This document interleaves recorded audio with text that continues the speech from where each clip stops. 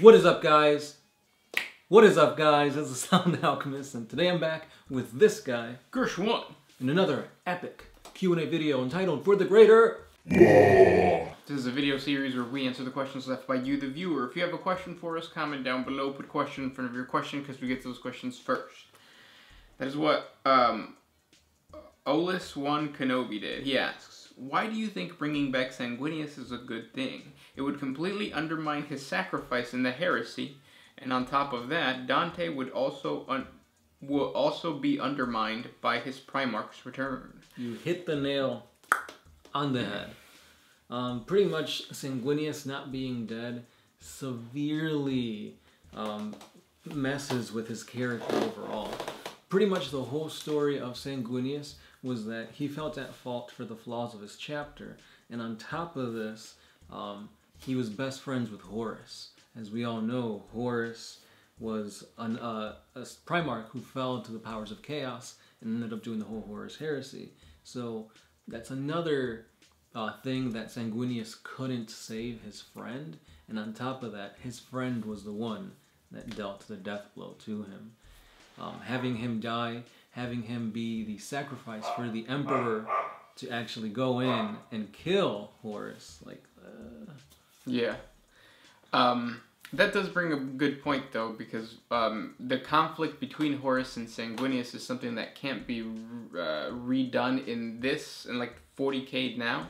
It's something that happened in 30K because obviously Horus was completely obliterated. Mm-hmm. So if GW were to bring back a Primarch and that whole concept of like a good rivalry, I think that bringing back the Lion, because he has a rivalry with pretty much every other Primarch, or Rogodorn, so that you can later introduce Perturabo.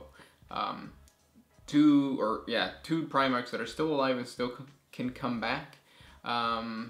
But yeah, I understand why it's seen as a negative to bring back Sanguinius.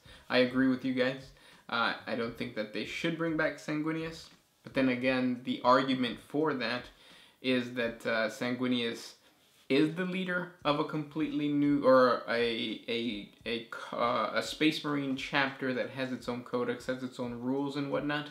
And even though you might think that his coming back might undermine Dante, Guilliman's return did not undermine Marneus Calgar. He got a completely new model, and he has new lore and new stuff for that. He's a Primaris now.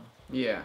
So there is a slight argument to bringing back Sanguinius, but just understand that yes, we are on the train of no, bringing back Sanguinius would probably not be a good thing. Lore wise, it undermines him, but gameplay wise, it could bring in a brand new Primarch and a whole new slew of good things for the Blood Angels. Right.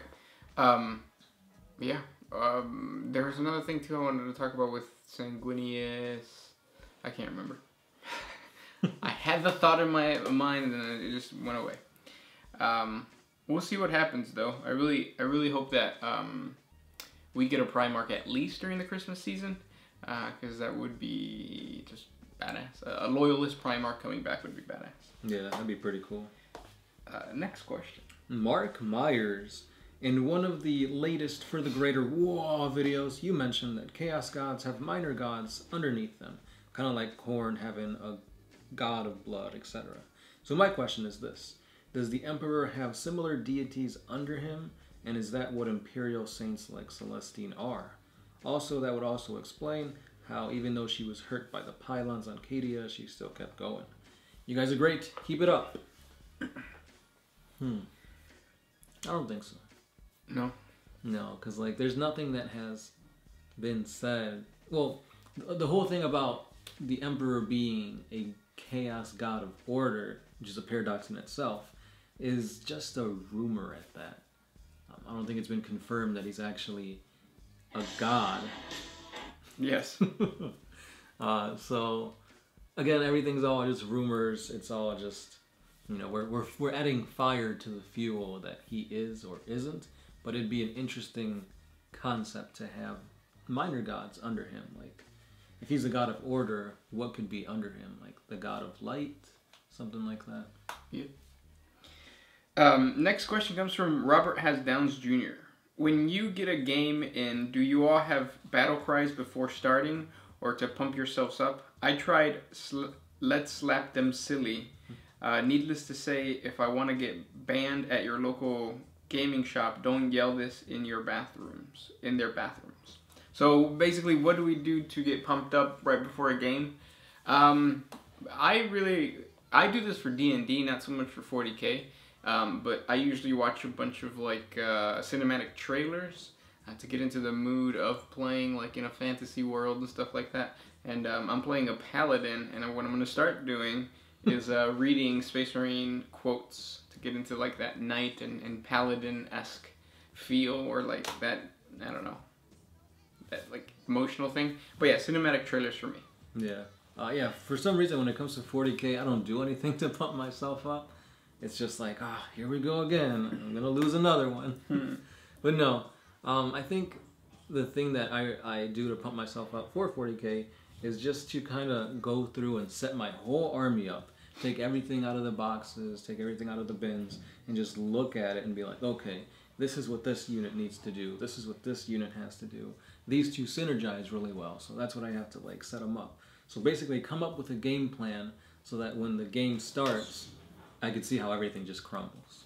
Because it's like, oh crap, no, I'm not on that side of the board. Or I was going first. Oh, I lost the, somebody stole the initiative.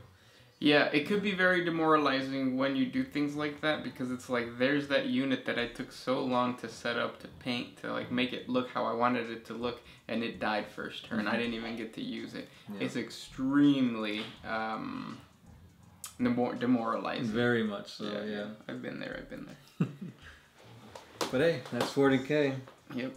Next question comes from Defool06. By your personal estimate, how many custodes are left in the current lore? Is the Imperium still capable of replacing lost custodes, and where do they recruit their neophytes? So custodes can be replenished. It's not. I don't think it's stated in the lore how they are. It's probably Terran-born children, because it just makes the most sense to be the closest to the throne room, and to the center of like His Holiness. And how many are left? Quite a bit, because they are kind of like spread out. Right. I think there was originally 1,000, and from that 1,000 you have like the ones that wear the white armor, the ones that wear the black armor, which I can't remember their names, but each one has like a specific duty to uphold. And for the most part, they all stayed on Terra until just recently, where they started going out and doing these tasks for the Emperor. Yeah. Next question. Tomato of Doom. An elite army in 8th edition sucks, and it will be overrun by hordes. Yes. So he's saying, I just started with 8th edition, so I'm asking, what was different in older editions?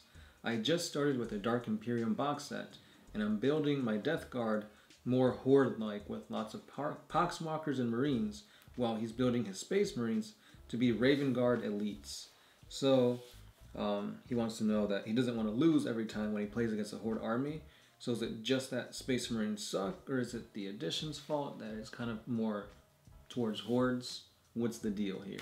So yeah, it really is the addition. The addition changed to become more deadly. It's easier for you to inflict wounds. It's quicker. It's quicker to kill things. So if you have an elite army, your army is going to be done probably by second turn, based on the amount of wounds that you have. Whereas before, even the vehicles, they worked completely different. They had what is it called? Armor value. Armor value, and it was just completely different. You could protect them a little bit more. Certain guns couldn't even hurt them.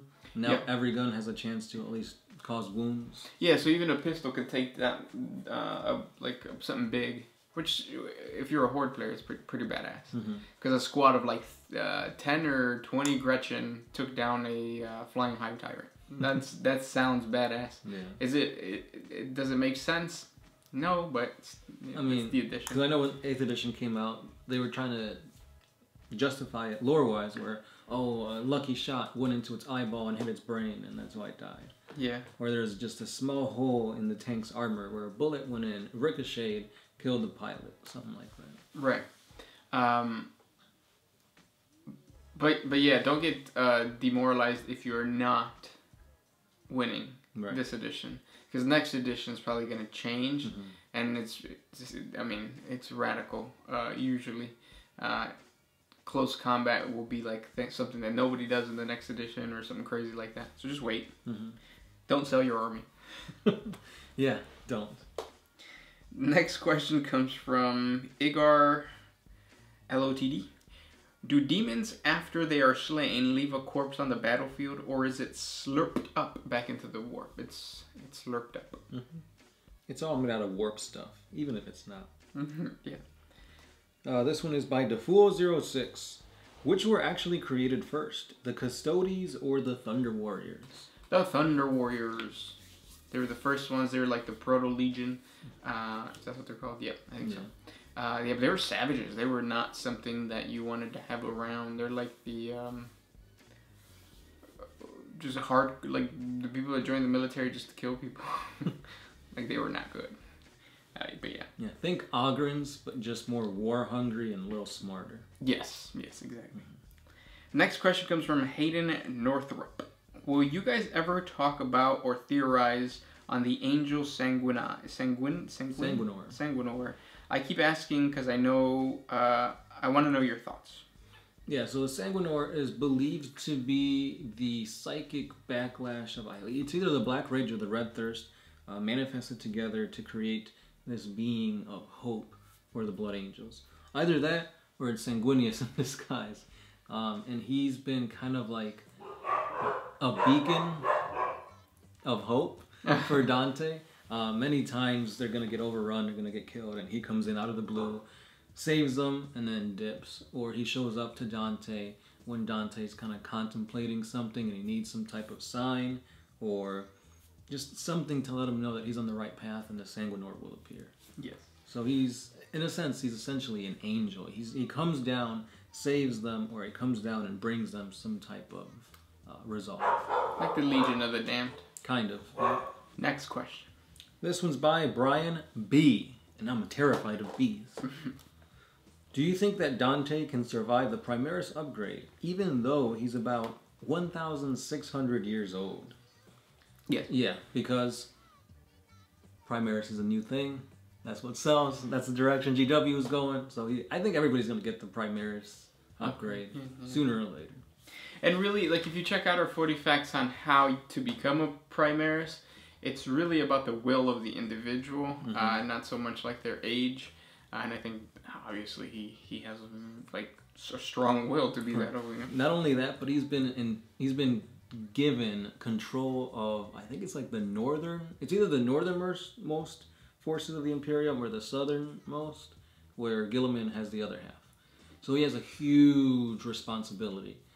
He's basically the number 2 man behind Guilliman when it comes to leading the Imperium.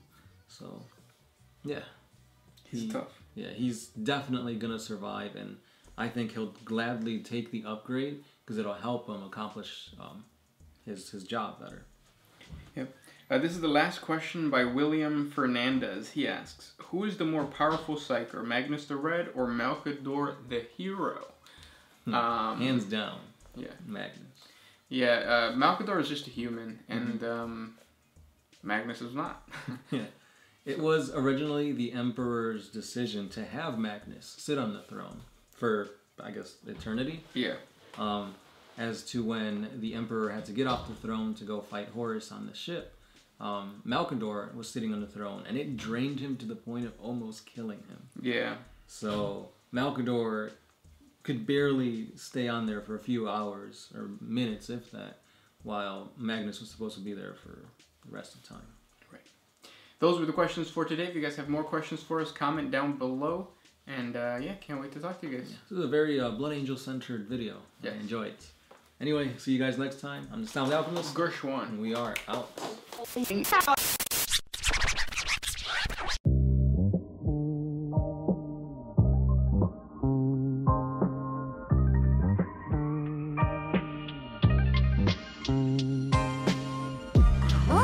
used to put my